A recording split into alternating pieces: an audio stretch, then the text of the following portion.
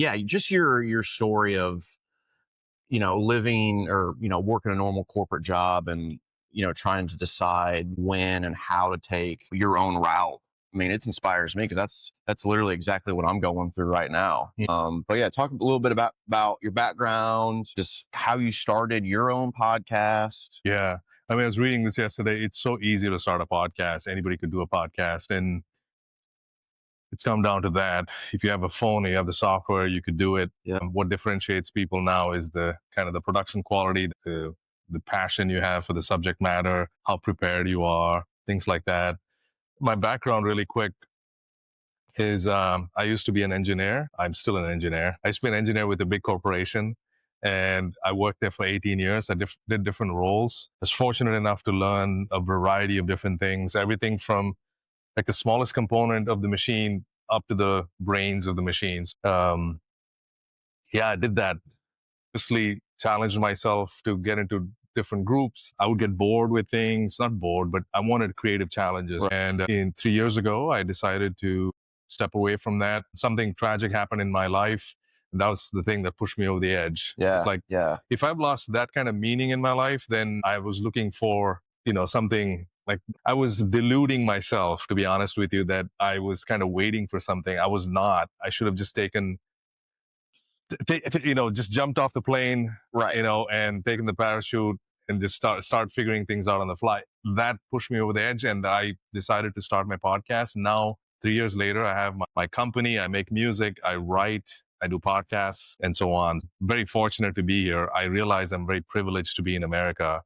This is great to be here. I have all the opportunities, so I'm going to try and make the best out of it. Yeah. So for those who don't know, Rajeev has been the one that's been helping with all the technical stuff for the Chris Reid Show. Like literally, we would not be here without his help. So Man. I felt like it was the right thing Thank to do. you. But so this is something I was just thinking about, like literally earlier today, when you're trying to decide, like, okay, when do I finally take that leap of faith of like, okay, I'm doing my own thing, like no Yeah. matter the cost. And it's like, to me, and I know this is kind of deep, but it's like, if you think about like, okay, what do I ultimately want? Like, what do I want in my life? And you're kind of weighing like the two options. Like literally, we know just keep doing what you're doing and taking the so-called like safe path of like, okay, I'm just going to stick it out at this boring, mundane job. Mm-hmm. That is absolutely not going to get you to where you want to be, right? Yeah. Like when you think about where you want to go to,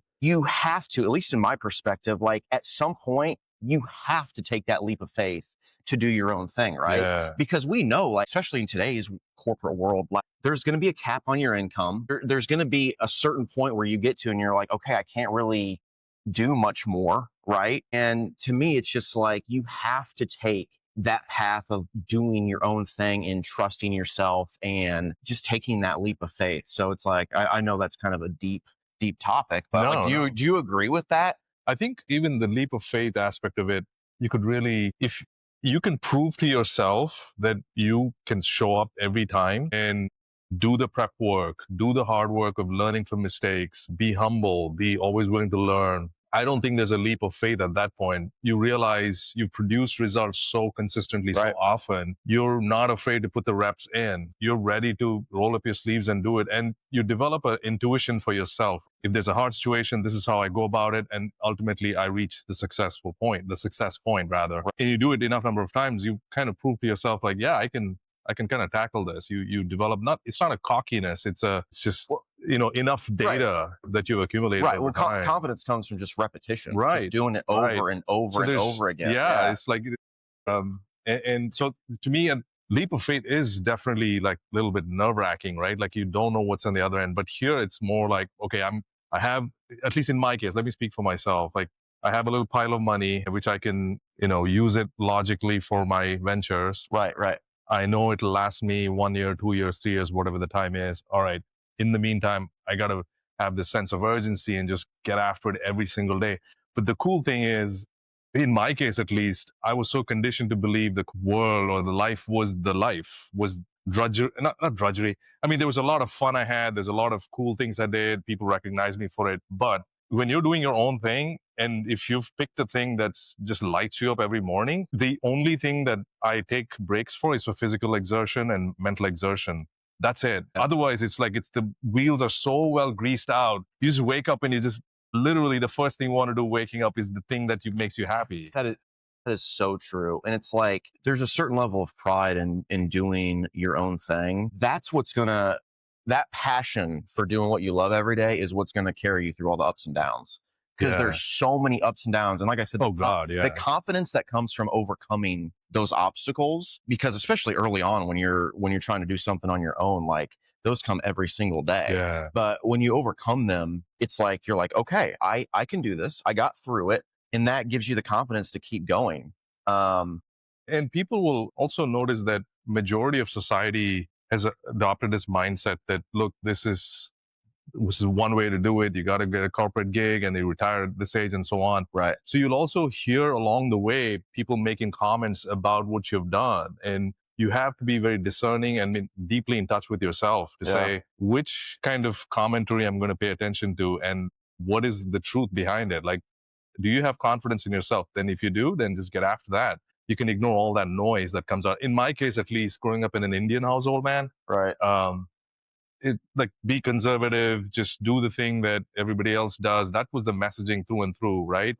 And so you have to overcome that to some degree. You have to build that mental fortitude that to say, you know what, I'm going to just do my thing. I have confidence in myself. I'm going to bet on myself. Yeah. Yeah. And it's like I meet people from basically every niche, every area, every type of business. And it's Yeah. like, I know doctors, I know lawyers, and it's like, yes, they might be making a good amount of money, but when I really talk to them, like I can see in their eyes that they're exhausted. You know what I mean? And it's like they're just not happy. And it's like even they're just trying to get to the weekend, right? They're just trying to get to the weekend, just my next day off. And it's like, look at the benefits, look at their income. You would say, like society would tell you, oh, that's the path to take, right? Yeah. They're going to be happy. They're doing everything right. But even doing all those things, I can just see in their eyes that they're not happy. And it's like, there's playing it safe is to me is, I know I've said this before, but playing it safe is the riskiest thing. And it's like, just for me, I just know I can't just do what everyone else is doing. Yeah, I've always, even when I was younger, like I've always just taken a different approach to everyone else around me, all my friends. Yeah. You know what I mean? But it's like when you finally start to have that breakthrough, it's like it feels really good. And like I said, the confidence that comes from that, there's nothing that compares to it. Yeah. Think about like in the broader sense, Earth has been around for 4 billion years and we humans have been around for 300,000 years, of which 40,000 years is kind of like the recorded history. So it's like the numbers are so staggering and we really have a grasp of our history of only the last 5 to 10,000 years. So the chances of us being born on this planet in the way that we are born is so slim. Right. We won the lottery in many ways, especially if you're born in America, you win the bigger lottery because you Right. have so many resources available to you day one. When you're born in this country, or if you've emigrated to this country like I have, I look at the game like, oh my God, it's stacked in my favor. You get to meet smart people every day. You have the resources. Administrative systems are clean. I could go apply for an LLC tomorrow. I can go talk to mentors and they will mentor me. Very, very like people are very generous in America, Right. in the Midwest too, that you want to be mentored? Yep, I'll sit down with me. I'll tell you what it's like. There's this kind of like that perspective. I feel if you could take that perspective, then I'm thankful every day that I can wake up and do what I can, man, without being quadriplegic. Yeah. I've lived with a quadriplegic person, and I understand with the lack of agency you have. Like you wake up, like I'm gonna wear this VR headset, this suit that is given to me, and I'm gonna get after this game, and I'm gonna Right. work as hard as I can. Yeah. And I feel like people, heck, I even feel like this sometimes, people get stuck in this rut of living the same day over and over. And it's like they're uncomfortable, but they're not uncomfortable enough to be like, okay, this is Yeah. it. Like I'm done. Yeah. Like you mentioned, you had something tragic in your personal life that kind of like made you say, okay, like enough is enough. Yeah. Like I'm officially doing this. Yeah. And man, If I die that's- tomorrow, I don't have Right. regrets. and Yeah. God, amen to that. And it's Yeah. like that being stuck in that kind of comfort zone of like, okay, I'm not happy, but I'm not miserable. Yeah. that is literally like the worst spot to be in because you don't take any action steps.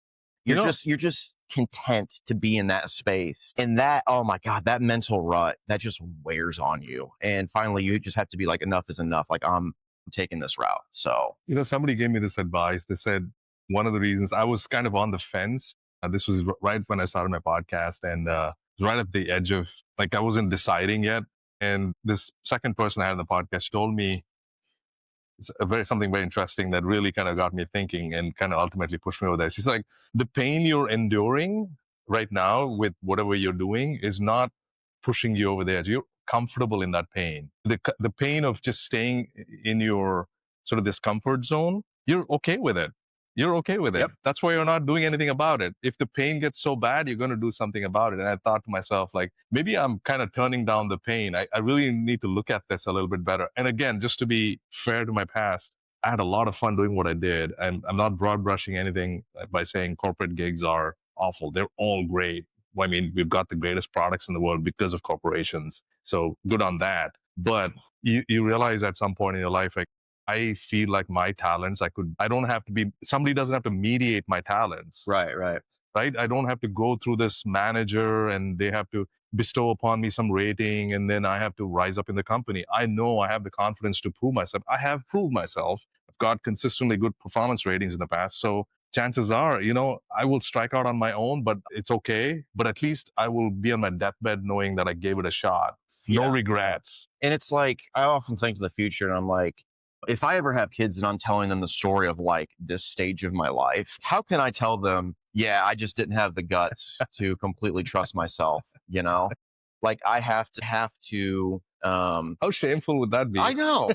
It's like, no, it's like I had the guts and the courage to go for it. And this is what resulted from that. Yeah. But yeah, go ahead and plug your podcast real quick. The Idea Sandbox. Yeah, the Idea Sandbox. How can people find it? What platform? Just go to tisb.world, the Idea Sandbox, tisb.world. And you'll see all my work there. I have my, AI startup. I have art that I do very consistently. I put out, I write consistently. I do podcasts consistently as far as I can. And many more other projects. I work here at Distillery part-time too. So I'm developing AI tools for them as well. I've developed 2 tools so far.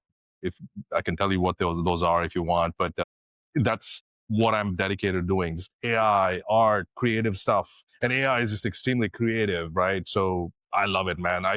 What a freaking chance of luck I'm born in this time and day. Yeah. Like, this is a seminal moment this is like the Renaissance period. Yeah. You're so humble when you talk about like what you're working on and things you've done in the past. So you have your podcast. Am I? You are, like, you just say it. I'm like, oh my gosh, go deeper in that. But so you have your podcast and then you have your software that helps. I'll let you explain it. But so it's a tool that helps. So as a podcaster, one of the problems I had was to find guests. So usually the way it works is the power law, which is like the people at the top get most of the top guests, Right. because they've got a reputation, they've got all of this stuff. And then as a, lowly engineer in the Midwest, I have no social media profile, I have no cloud, nothing. I'm reaching out to all these famous people or accomplished people. People are rejecting me, ghosting me, all that stuff. And I'm like, this sucks. And I'm spending a lot of time doing the Google searches, writing the emails, researching their work because I'm interested in their work and so on. All of this work. But anyway, I wrote this tool where all you have to do is, like, you've got an interest in mind. Hey, I want to talk to a person who's doing X. Can I find somebody? So anyway, I wrote this program. Now it's in beta right now. We're collecting data. But the tool will go find people who are doing work in that niche. And not only that, it will verify their contact information. If their contact information is outdated, like, you go to Google searches, man, you'll land on web pages that are defunct, emails that are defunct, websites that are defunct, fill in the blank. I wanted to cut through all of that. Anyway, so we designed this tool where, it cuts through all of that and it helps you reach out to these people. And we have a lot of features planned in the pipeline. We're working on it right now. Anyway, so just the punchline is, the work that took 3 to 6 hours for me, including the cognitive energy, now is cut down to 3 to 6 minutes. That's incredible. And like, I've actually seen this for myself. Like, you've shown me, it is so much cooler than like just you explaining. Like, when you actually see this in real time, it's mind boggling. Yeah, it is. So like, the software will actually craft an email to send to the potential guest, right? Like, that just blows my mind. Yeah. I mean, that I is told a lot of people about this. Like, really. yeah, Okay. absolutely. Yeah. And they think it's Thanks, like, man. they think it's so amazing. I've gotten the same feedback from people too. Like, wow, really, it democratizes access to people. Yeah. And it also helps you discover people you would have never known existed. I've given examples of this all the time, but it blows my mind sometimes. Like, oh my God, this is such a weird niche, and it found somebody doing it. I've got all these searches, by the way. I can show you. We can maybe splice it in or something like that. Do you have to like constantly like tweak the software, or is it just like you just set it and that's it? You have to evolve it. Yeah. Okay. Yeah, you have to evolve it. Plus, you have, in my case anyway, because I'm continuously podcasting as well, I realize there are these gaps in the industry. When I go and look out for a tool like this, there isn't one. So I'm like, all right, there's a opportunity for me to create something with AI. It's so much more easier. That's the plug for AI, man. If you have an idea, you can really kind of get after it and build a prototype and things like that very easily. You don't have to be a computer guy. You don't have to be anybody. You go from thought to prototype like that. Yeah, and it looks like, from what you've shown me, like it looks relatively simple, very simple to use. Yes. Like, I'm not a technical person, but I think I could figure it out. Things will come down to, if everybody has the capability to create amazing applications, amazing content, things will come down to, and this is not my quote, things will come down to taste. We will all be differentiated by what our tastes are. That's where the world is going. So what kind of a taste do you have? And you have a following and a community around that, so that's what's going to be differentiating all of us. Yeah. Even though I'm only a few episodes in, it's just the feedback that I've gotten so far. It's just been amazing. And like, it honestly like feels good. And that's good, man. I know I've told you this before, but man, wanting to have my own show is something that I've wanted to do for, it's probably been 4 or 5 years now. Really? And I always, like, in the back of my mind, I'm like, okay, the technical side of it has always freaked me out, and so having you to help it do it, seriously, I appreciate it. Yeah. And it's been pleasure to help out, man. I'm learning too. By the way, it's batting practice for me too. Every time I'm helping you out, I'm learning new things, mistakes. This is not my lane, but I'm trying to get into this lane, and I've gotten better at it, and I have people helping me out. So this is a two-way street. I'm helping you out, plus I'm helping myself out. Okay. No, I appreciate what type of guests do you have? Is it like a little bit of everything on your show? Everything. Like everything. The idea sandbox, the fundamental idea is that I want to harvest and spread and engage with people with ideas in different domains, period. So not last week, 3 days ago, I had a professor from Stanford, Dr. Michael Rosenfeld, a sociology professor. I had this very weird curiosity that, is there a correlation between countries that are sexually prudish with their economic prosperity? Are prudish countries less prosperous than countries that are more liberal with sexuality? Okay, so that was the premise of my conversation. Wow. Things like that, and he was generous, man. He gave me 2 hours of his time. We spoke about a lot of things. We spoke about contraception, which is like, I really opened up. I'm like, you know what? To my earlier point about taste, if it comes down to taste, let me just say the thing that most people think in their minds and just don't say it. So I really opened up. Yeah. It's in production right now. So people like him. So I had a professor from Arizona State. She's the chair or co-chair of the Muslim Experience in America, which is a pretty big role. I mean, people like her. I've had storytellers. I've had, my God, I've had an architect. I've had a visual artist from New York City. Fill in the blank. And there's many more planned. And one of the other things I'm planning with my working on is you can have podcasts with AI avatars. Okay, so let's say, for example, I want to talk to a daily wage laborer in a slum in India. Okay, the odds of me or you doing that is kind of slim. You don't know people. That person might not have the equipment. They might not want to talk to you and so on.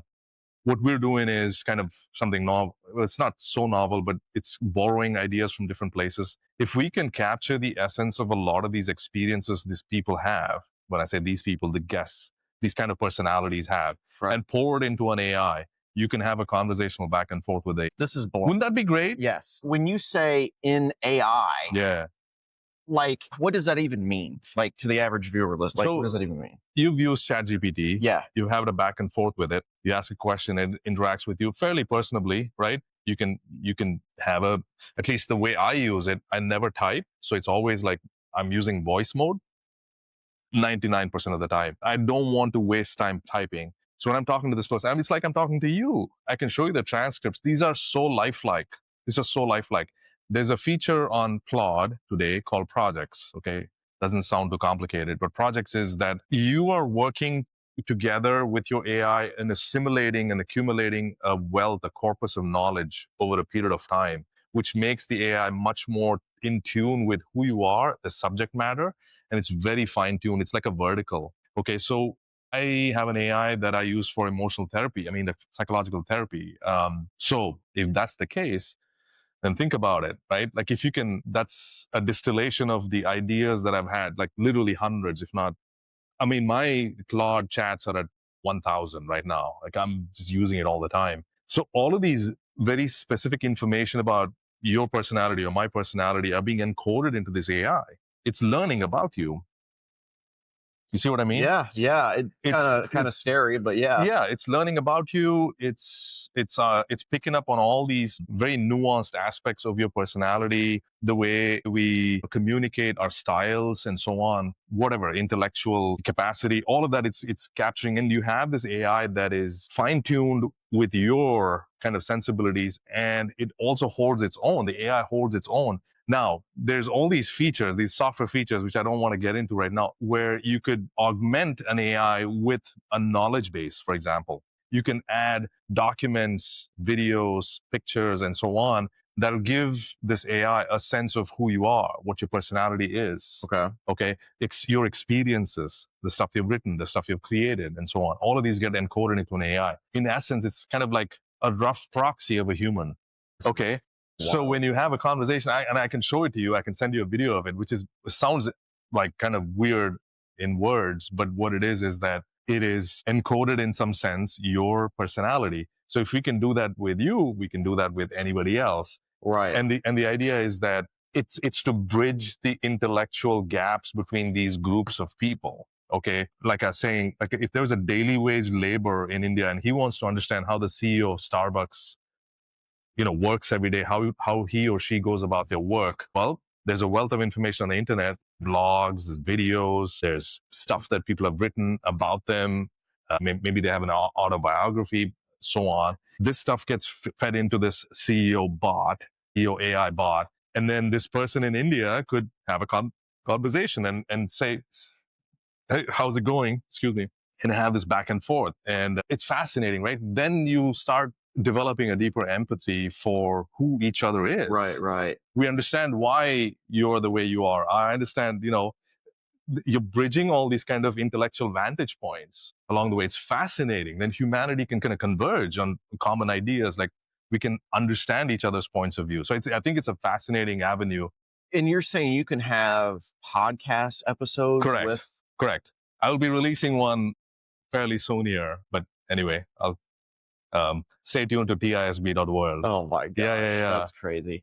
Yeah. I have all these weird curiosities, man. I want to, and not only you can chat with one personality, you can assemble a personality. So for example, you could say, I want the social skills of Donald Trump. And then I want the socializing skills of, let's say, I don't know, Jeff Bezos or something like that. Right. Like you can assemble a personality. So where do you see like AI heading? What's the tipping point? How quickly are we getting there? Oh God, I'm not an expert on this at all. I'll give you my 2 cents though for being in this space. I mean, this is all knowledge that I've accumulated and this is my take on it. It's going to create a world of abundance, man. We are at the abundance almost right now. If everybody can create, like I was saying earlier, if you're not a software engineer, you can create apps and things like that. I mean, of course, people will say, well, it's a lot of AI slop. That's the pejorative word. Yeah. Okay. I don't know if you've heard of that word, AI slop. So AI slop is like, basically it's a condescending word for people who create apps who are not experts at being software engineers and stuff. It's like, oh, you're just creating garbage. Right. And stuff like that.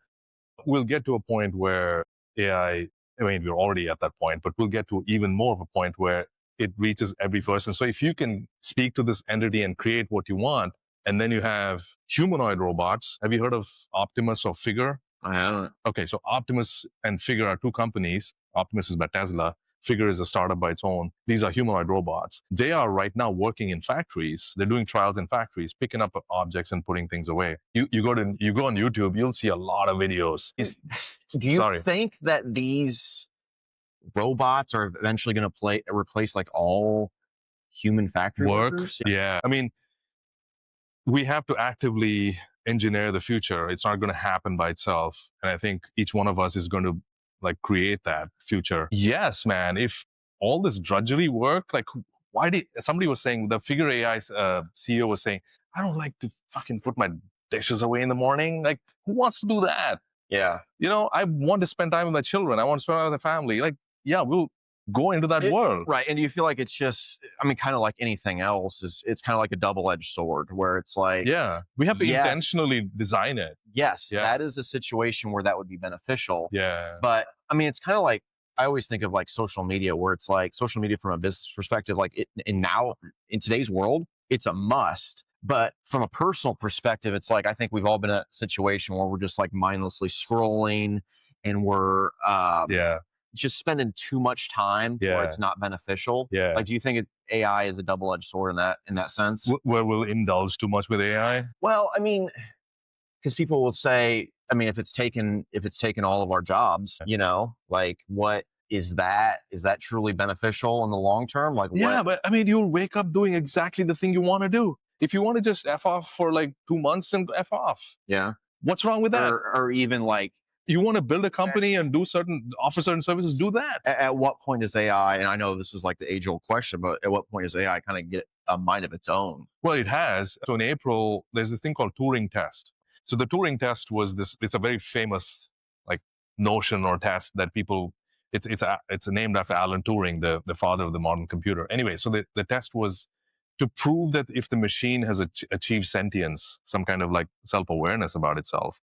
We crossed that path in April and we didn't even like blink an eye because these things are happening at such a breakneck speed. The Turing test was passed. This is such a major punchline. Say that again. So a computer, April? Yes, April this year, the computers passed the Turing test, which means that the computers have some kind of self-awareness. They have this kind of thinking ability, and which is mind-blowing. It should have blown our minds. But I think what's happened is that we've become so conditioned for this AI hype machine to kind of keep putting stuff out. We kind of ignored that. There's a lot of AI experts who do bring that up, like, oh my God, we passed that test. But doesn't that freak them out a little bit? Like, holy cow, now the AI has a mind of its own. I mean, you have to think about it, right? Like, if you don't think about AI doomerism, which is the thing that, you know, we've always been scared of, right? Like this Terminator style of like AI coming and killing you and all that stuff. But it's not happened. That's not how the things have played out. Look at all the AI chatbots. Look at all the AI that we have today. Most people are using it for very constructive purposes. On the other hand, if nation states get hold of this AI and they use it for malicious purposes, that could possibly happen. But we have to fix that problem. We're not going to like, be just adversarial with each other, like countries like fighting against each other. We have to lock arms. This is the future we have to engineer for humanity's sake. This is like, this is not America versus China versus Russia versus India. This is humanity locking arms with everything else and saying, we're going to have to flourish together. We can for the very first time. Isn't it like at some point though, isn't it bound to get into the hands of the wrong people? It could. And so there are a lot of guardrails people are designing. There's a lot of guardrails today. If you go into your AI stuff and you start doing malicious things with it, like you ask it to do things that it's, clearly not in the interest of humanity, it will prevent you. So there's a lot of guardrails already. So it's a matter of keeping up with it. It's like everything else, like cyber security. We did not have it, and we had to have it, and then it keeps evolving as time goes by. And that's and human oversight over things, Again, I'm not an expert. This is all my hot take on things. But I do pay attention to this field a lot. I read up on it. So a lot of these things check out. They make sense to me. Yeah. Yeah, it's just tricky because it's like at some point, I feel like there's going to be a point of no return, right? Where it gets so advanced. And like I said, maybe it does get, as tough as the guardrails might be, like at some point it's going to get in the hands of of the Yeah. wrong people. And it's like, where do we go from there? Like I said, obviously it can and is being used for a lot of great things, Yeah. but it's just tricky, man. As is everything else, I feel like we have to be very intentional with it and intentionally design these systems, just like we have designed everything else. Yeah, I was even using Chat GPT. I think maybe I told you this, but Ultra Health Products has been in the process of getting new labels for months now. Okay. And I was even using Chat GPT to give me ideas for the new labels. Yeah. So I would literally like take a picture of the label and be like, okay, how can we make this better? And I was like baffled by the ideas it was giving me. Like, isn't it it's so like cool? super cool. So it's like, Yeah. in that space, obviously it's very beneficial, but you just you got to be careful. I mean, it's like, that's one example, but these things are polymaths. They can play in different areas. Yeah. Like you ask it for a workout routine, very personalized to you. This is my injuries and all these things. Like, try that. Yeah. You will get a nice. I have only these ingredients in my refrigerator. Can you recommend an amazing recipe? It will give you exactly for that. Yes, that is so Like, cool. this is like, I mean, fill in the blank. You go into any area, it's beginning to kind of like take over all these things. Like, this is great. I love it, you know? Yeah. I was talking to a mentor of mine not too long ago, and he was like, you've got to figure out a way to incorporate AI into your business. Yeah. You know? Yeah. So, yeah, I'd love to brainstorm with you, man. Yeah, if you absolutely. Want. Yeah, it's like, it's kind of one of those things where as things keep progressing, it's not optional. Yeah. I mean, like, you absolutely just have to be able to utilize it, Totally. know how to utilize Right. it. So, okay.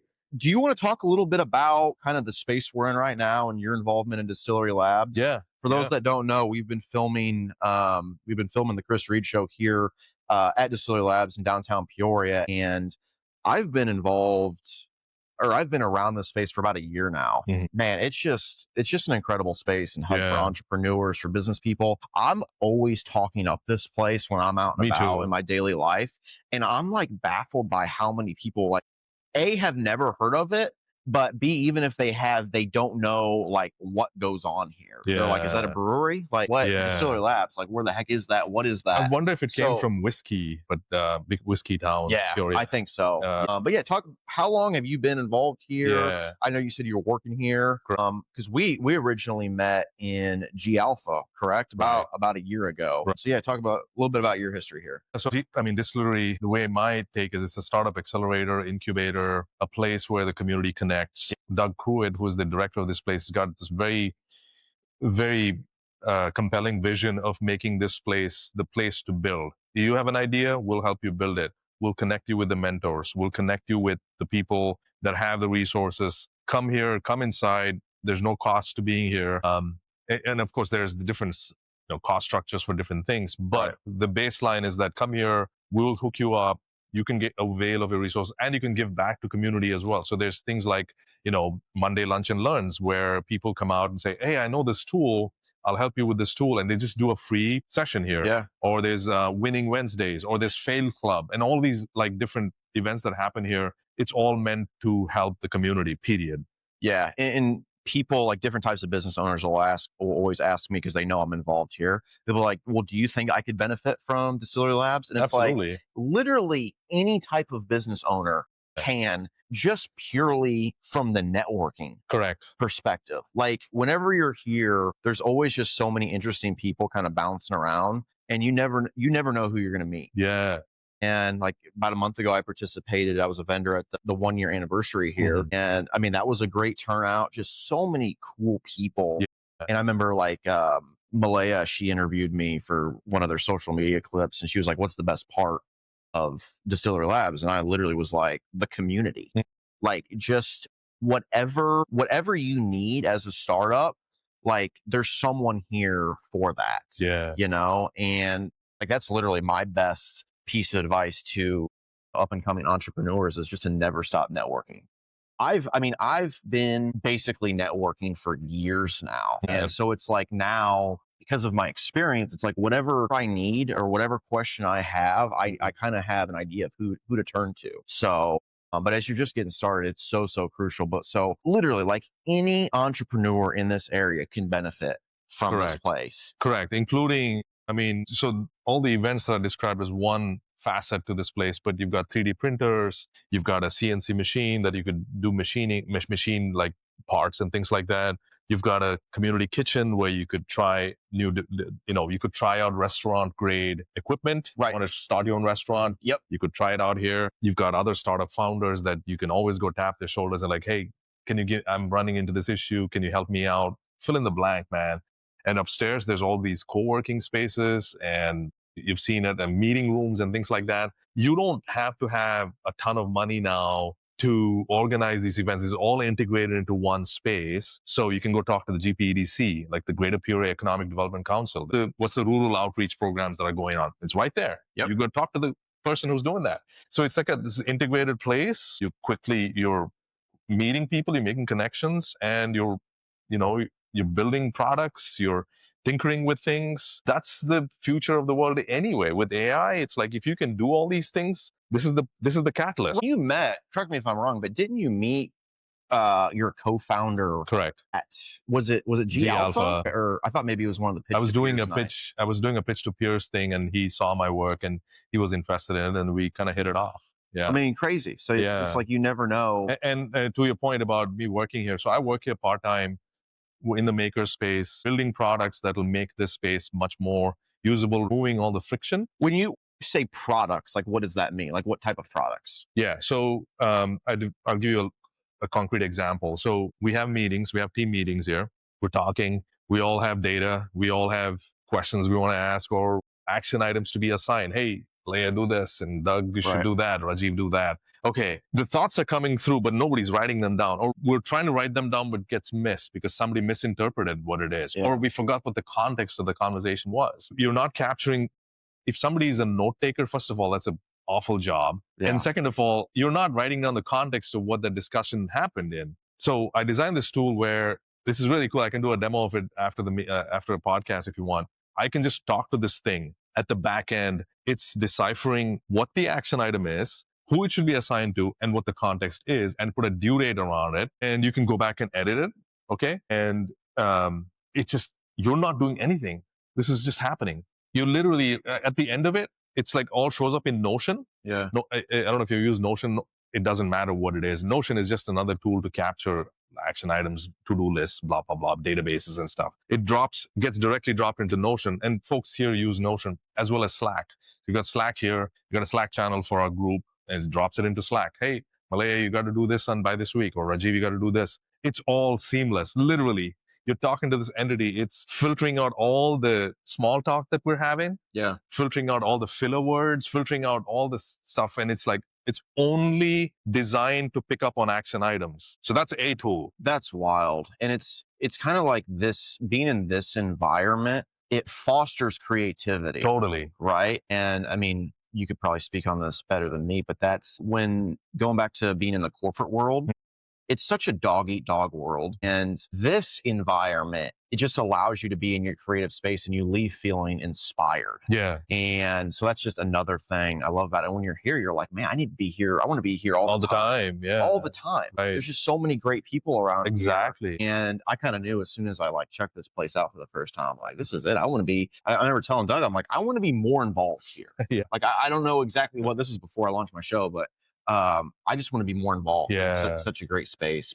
But yeah, I just think more, it'll catch on.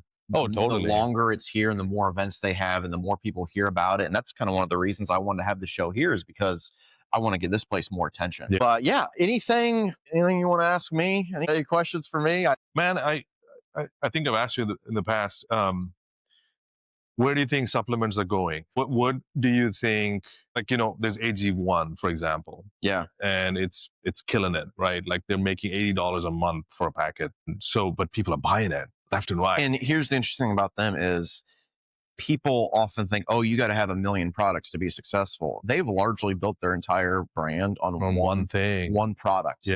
Maybe we can go deeper on this, but that's kind of, what do you make of that? What do you make of that? I think it's interesting because they have, and I've done a deep dive on the ads they're running, their email flows. There's just so much that goes into it that it's just, it kind of eases my mind. Because like I said, I think people often think you have to have 1 million products to be successful. Oh. And as you grow and scale, yeah, you can introduce new products, and I think they have, but Right. largely their success has been built around one One product thing. and nailing it. And that's why I'm really excited. We've been working on a new product for about a year now. Okay. And I don't want to give too much away yet, but I've already kind of told a few people, but I'm just really excited about it. And it's going to be Yeah. so powerful that we can build the whole company around Dude, just this one product. So that's so interesting, man. To kind of pare down everything to just focus on one thing and do it really well. Right.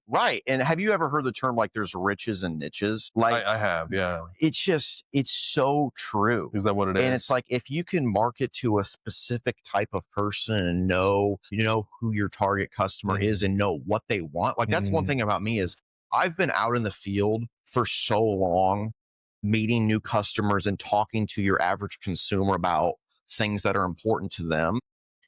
And that I feel like I have kind of a good feel for what that average consumer wants, right? And so yeah, I'm just really excited about kind of the direction of Ultra Health products. And as we get towards the end of the year here, I know I've mentioned this to you, but we have so many things, so many great things in the works that things that have taken a lot longer than anticipated, but things that I know are going to help take the brand to the next level. And I'm really excited about it. I feel like everything is kind of coming towards a head and everything's happening at the right time. Okay. And not to sound like I have every little thing figured out, because I don't.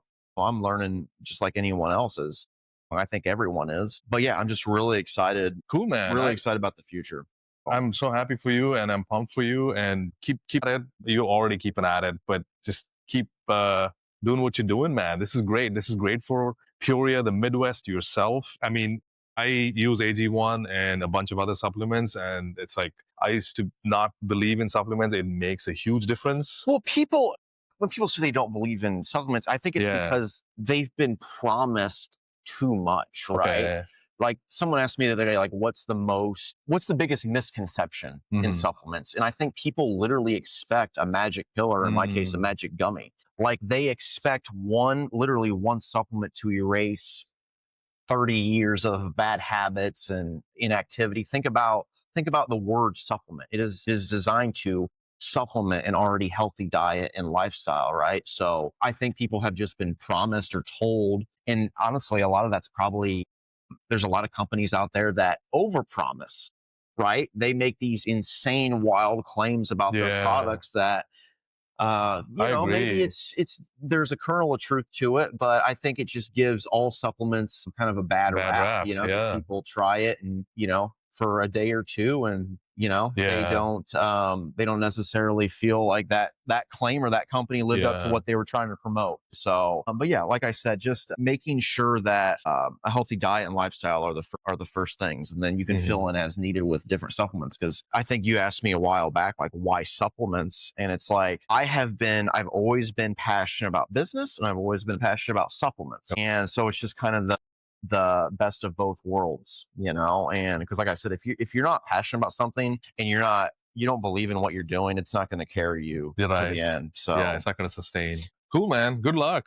Thank you. I'm rooting for you, brother. Thank you. I know you're someone that's seen it grow. Yeah. I would love to see it grow even more and just keep going. Seriously, we have like a cult like following in the area. Really? Like it's so cool. Like people just come up to me now, and whether I'm out and about, set up at one of the Hy-Vees or maybe a local show, and it's just so cool to see people's passion for what I'm doing and the products. And dude, I walk in the other day to the Grand Prairie Hy-Vee, and they're completely sold out of turmeric. I'm like taking a picture of it. I'm like, this is nuts. It's so nice. So but yeah, anything else you want to touch base on? Thank you for having me on. Man, appreciate it.